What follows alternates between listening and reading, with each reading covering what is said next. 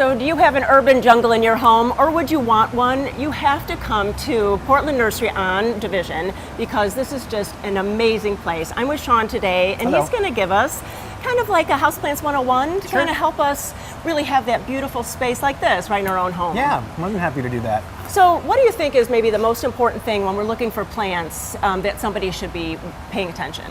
The number one things that people need to think about is the amount of light and the proper watering technique that they can provide in their home. Lighting being the first thing I think people need to think about. It's really simple, like at a garden center, to just call it a low light plant or call it a bright light plant. Right. And it's easy to sell it that way. But the truth is, even low light plants, indoors that is, prefer bright light. Okay. They just don't want hot, direct sun. Your low light plants are tolerant of low light, but will still thin out. Okay. Whereas your bright light plants really need that nice window in order to thrive. So give us some suggestions. So I have a really beautiful window. I want to put something right in the window. What would you suggest? Yeah, we have on the end here a couple of bright light plants. Any form of ficus, which is what's this classic, been around for generations. Any form of ficus likes bright light. They can be a little finicky.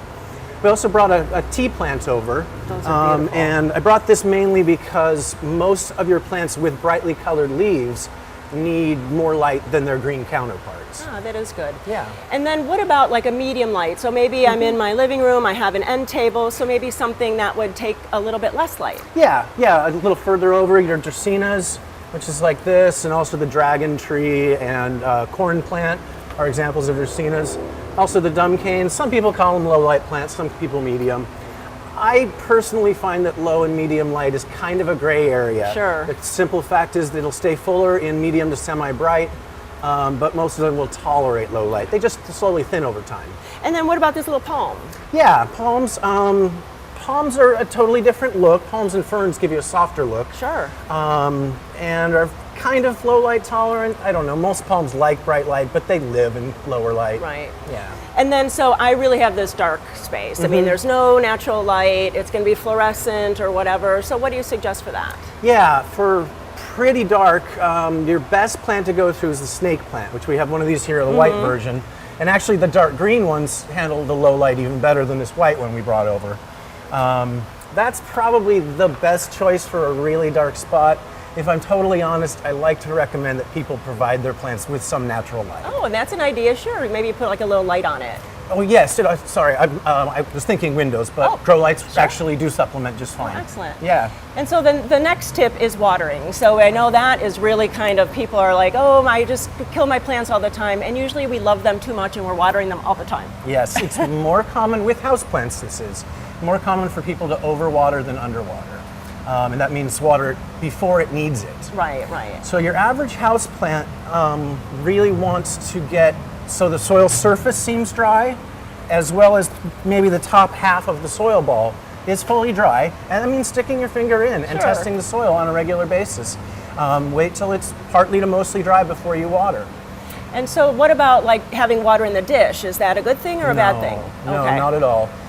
We have the dishes to protect our tables, not to serve the plant. Okay. The dish is, if you ever water so much you have water in the dish for more than a few minutes, it doesn't soak back up, you want to dump it in the sink. Okay. And then with something like cacti or the snake plant we mentioned, any sort of succulent, you want them to get fully dry between waterings.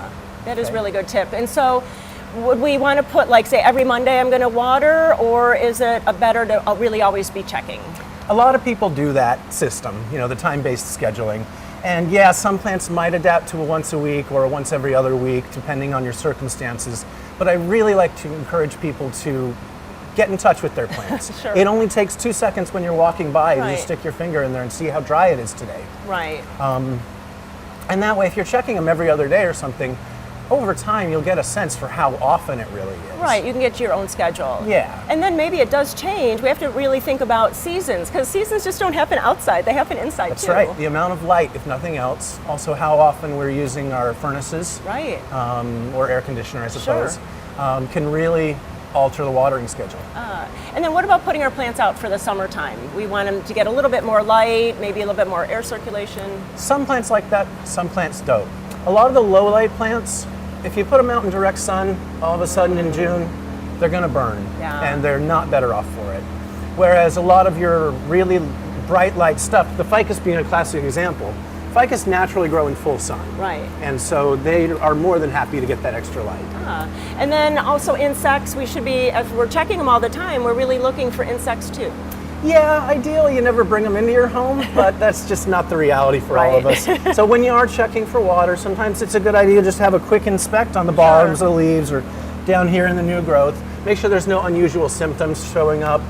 If there are, come to Portland Nursery, give us a call. We'll walk you through ways to fix it, whether it's organic spray like neem oil or even just removal of the pest in some cases. Right, just washing it off. Right, sometimes that's all it's needed. Yeah. And then we need to talk about repotting. Should we ever repot a plant? Yes, of course we ever have to, but you should usually have a reason to repot. So it's drying out too fast, it's so big it's not standing up in the pot well, or it's gotten to the point where it'll grow a leaf but lose a leaf, grow a leaf, lose a leaf, because it's just too much foliage for the amount of roots. Oh, sure. You shouldn't do it just because you want to show love to your plant. That's same is true of watering, by the way. Right. You don't water just to show love. Anyway, as far as the repotting goes, when you do, you usually just go up in one size. So that might be a pot 2 inches bigger in diameter. You never take a little plant and put it in a big pot, especially with houseplants. It's one thing outside with your petunias, but houseplants just don't grow that fast and to fill it in. Well, Sean is just a wealth of information here, and all of the staff here at Portland Nursery on Stark Street and Division.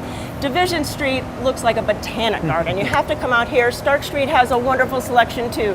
So really, if you're looking to add houseplants to your place, please come out to Portland Nursery. If you need any information about where they are, go to gardentime.tv. We'll click over to their website. Sean, thanks so much. You've really helped us all so much. Much appreciated.